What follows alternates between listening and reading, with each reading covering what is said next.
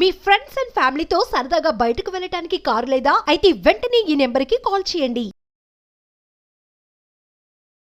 నమస్తే, welcome to Suman TV. ప్రస్తుతం మనతో పాటు ఉన్నారు digital marketing trainer Sushmita Madhu గారు. నమస్తే మ్యామ్. నమస్తే.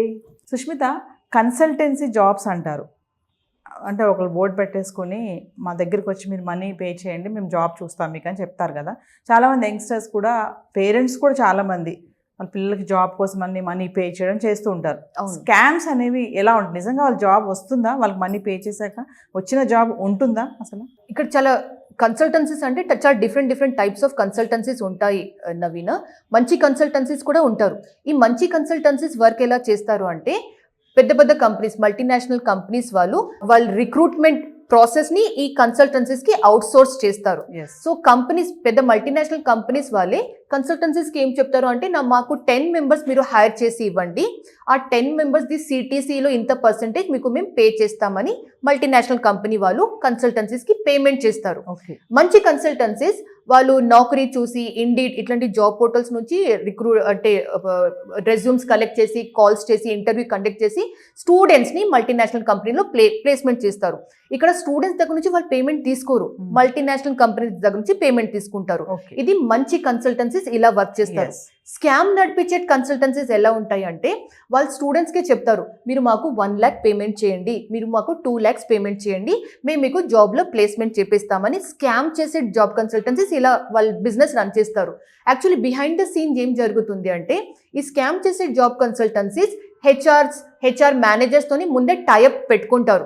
అంటే మా దగ్గర 10 స్టూడెంట్స్ ఉన్నారు, వాళ్ళు మాకు ప్రతి ఒక్కరు 1 lakh పేమెంట్ చేయడానికి రెడీ ఉన్నారు, మీకు మేము ఇంత అమౌంట్ చేస్తాం, ప్లీజ్ ఈ 10 మెంబర్స్ని మీరు హైర్ చేసుకోండి అని ఈ హెచ్ఆర్ మేనేజర్స్ తోని వాళ్ళు అట్లా మాట్లాడుకుంటారు.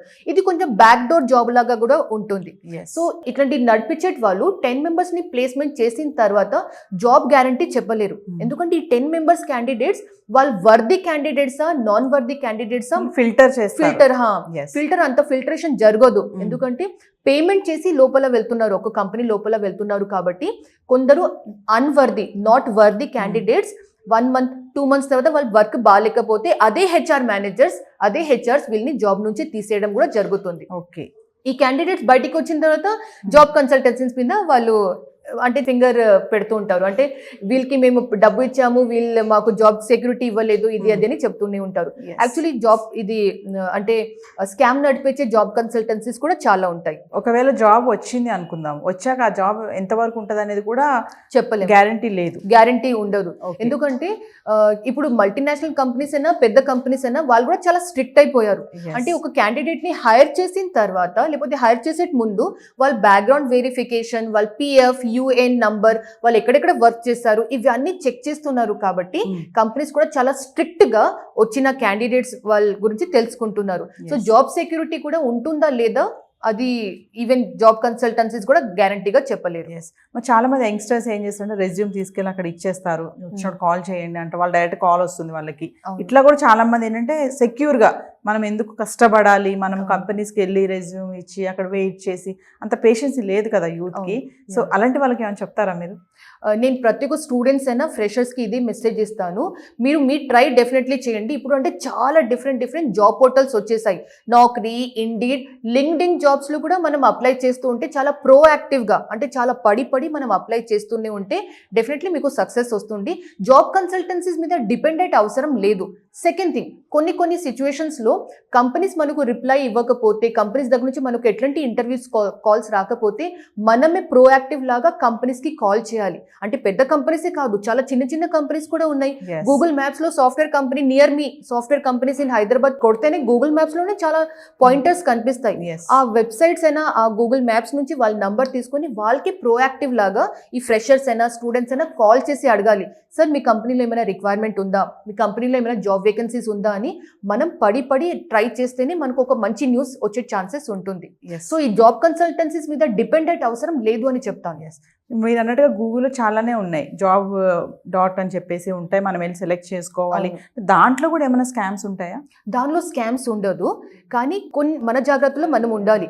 అంటే సపోజ్ గూగుల్ మ్యాప్స్ నుంచి నేను సాఫ్ట్వేర్ కంపెనీస్ నియర్ మీ అని సెర్చ్ చేశాను, ఇంకొక కంపెనీ వెబ్సైట్ కనిపించింది. ఆ వెబ్సైట్లో ఉన్న ఫోన్ నంబర్కి మనం కాల్ చేసే ముందు ఆ కంపెనీ ఉందా లేదా మనం చెక్ చేయాలి. అది ఎలా ఫైండ్ అవుట్ చేయొచ్చు?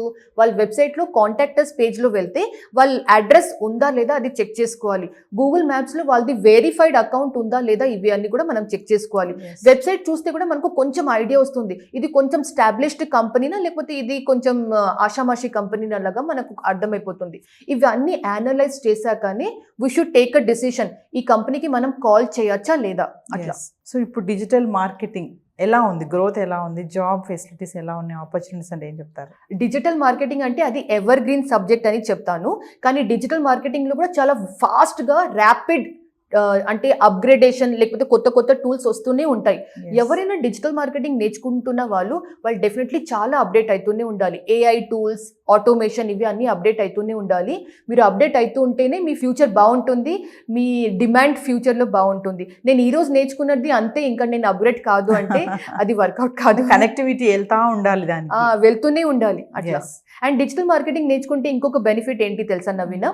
ఈరోజు నేను జాబ్ చేస్తే 2 yearsలో బిజినెస్ని ఎలా గ్రో చేయాలి అది ఆటోమేటిక్లీ ఆ పర్సన్కి తెలిసిపోతుంది. 2-3 years తర్వాత వాళ్ళు ఓన్ బిజినెస్ కూడా పెట్టుకోవచ్చు. సో అది ఒక బెనిఫిట్ ఉంటుంది డిజిటల్ మార్కెటింగ్ సబ్జెక్ట్లో. Thank you. Thank you.